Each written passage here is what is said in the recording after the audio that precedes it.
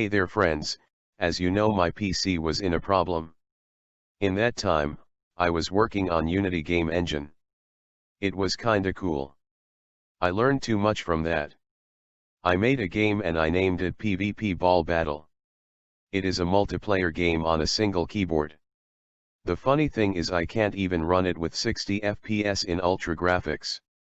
Then, I built it without post-processing for low-end PCs and with post-processing. I tried to make that game in DirectX 9. But, I think it is not possible. It can be made only on DirectX 11.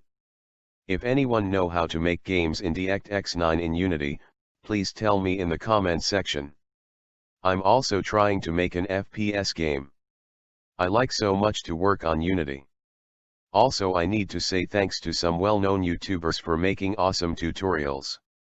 Thank you Brackeys, Jonas Tyroller, Imphenzia. Thanks for watching. Hope you enjoy the video. Leave a like. And please do subscribe.